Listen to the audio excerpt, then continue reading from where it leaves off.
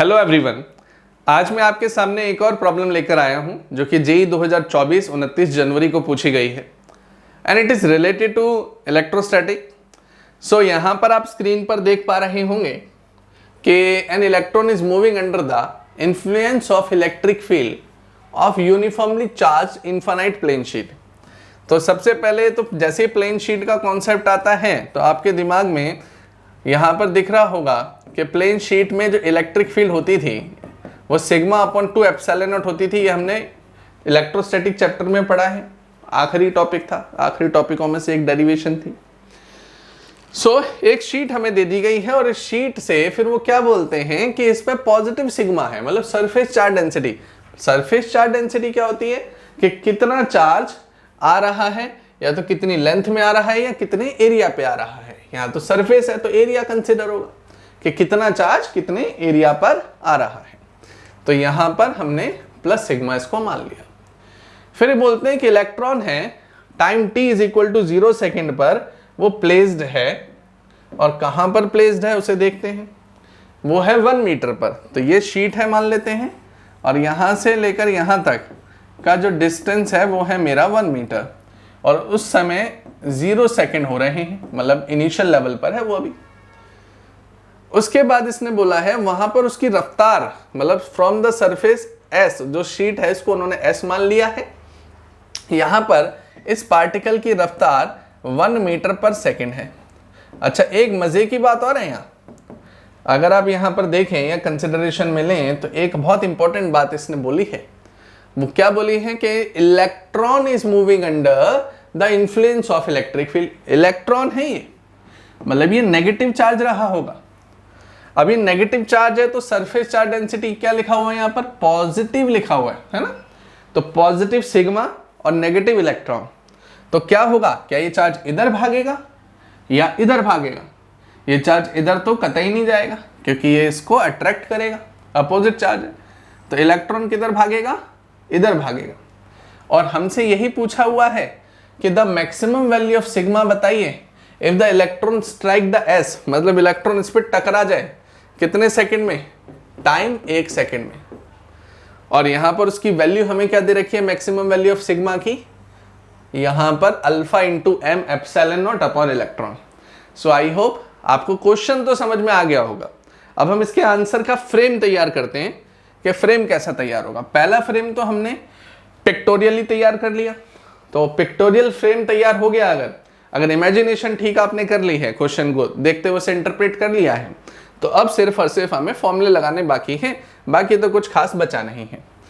सबसे पहले इन्होंने इलेक्ट्रिक फील्ड की बात करी तो बात मान ली। तो इलेक्ट्रिक फील्ड का फॉर्मूला, कोई ना कोई फोर्स इस पे लग रहा होगा तभी इधर भागा। तो फोर्स होता है मास इंटू एक्सेलरेशन। इलेक्ट्रॉन दे रखा है तो माइनस, क्यू की जगह क्या आ जाएगा, माइनस ई आ जाएगा, और इंटू में इलेक्ट्रिक फील्ड हो जाएगा। अब हमें पता होना चाहिए कि जो शीट की वजह से किसी भी पॉइंट चार्ज पर इलेक्ट्रिक फील्ड लगती है वो लगती थी सिग्मा अपॉन 2 एप्सिलॉन नॉट। ये हमने अपने ऑनगोइंग सीबीएसई के कोर्स में डिराइव किया हुआ है। So here electric field is sigma upon 2 epsilon not.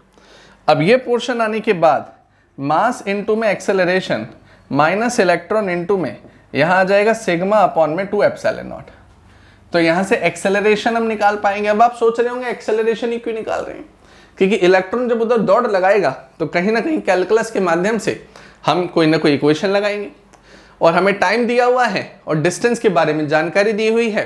तो हम क्या लगाना चाहते हैं, s is equal to u t plus half a t square लगाना चाहते हैं। उसके लिए मुझे एक्सेलरेशन चाहिए, इसलिए मैंने एक्सेलरेशन को यहाँ पर सेपरेट करने की कोशिश की है। तो एक्सेलरेशन आपका आएगा minus electron into sigma upon में 2m ऑफ एप्सिलॉन नॉट। तो ये आपका आ गया एक्सेलरेशन। अब इक्वेशन हम आसानी से लगा सकते हैं, you t plus half of A t square, जिसमें डिस्टेंस हमें 1 मीटर दिया हुआ है। तो 1 मीटर डिस्टेंस हमें यहाँ पर दिया हुआ है, तो यहाँ पर 1 मीटर ले लिया, लेकिन ये 1 मीटर घट जाएगा क्योंकि इधर जा रहा है ना, ये अपनी लेंथ को घटा रहा है। तो according to the constraint rule, class 11th में आपने इसे लॉज ऑफ मोशन या पुली वाले क्वेश्चंस में किया होगा कि लेंथ को घटाते थे तो नेगेटिव करते थे चीजों को, डिस्टेंस नेगेटिव होता है। तो let us take an example, constraint relation के अकॉर्डिंग अगर चला जाए तो आप देखेंगे यहाँ पर ये जो 1 है इसे माइनस में ले लेना चाहिए क्योंकि ये लेंथ को घटा रहा है। तो यहाँ s -1 आ गया, u की जो वैल्यू है वो 1 हो जाएगी, और यहाँ पे जो टाइम है वो हम 1 सेकेंड कंसिडर करेंगे, और यहाँ पे एक्सेलरेशन हाफ, ये आ जाएगा minus electron into sigma, electron into sigma upon में 2m, यहाँ आ जाएगा इलेक्ट्रॉन सिग्मा अपॉन में 2m एप्सिलॉन नॉट, और उसके बाद इनटू में 1 का स्क्वायर, टाइम जो है वो 1 का स्क्वायर है। इतना आने के बाद ऑलमोस्ट आप अपने आखिरी पड़ाव पर पहुंच चुके हैं। ये 1 इंटू 1 1 हो जाएगा, इधर आएगा तो ये -1 -1 -2 हो जाएगा, तो ये 1/2 हो जाएगा, इलेक्ट्रॉन इंटू सिग्मा अपॉन में 2m एप्सिलॉन नॉट हो जाएगा, 2 2 जा 4 होता ही -8 हो जाएगा, minus electron into sigma upon में m एप्सिलॉन नॉट हो जाएगा। नेगेटिव ने नेगेटिव को मार दिया, 8m एप्सिलॉन नॉट अपॉन में इलेक्ट्रॉन, ये हमारा क्या आ गया, सिग्मा निकल कर आ गया।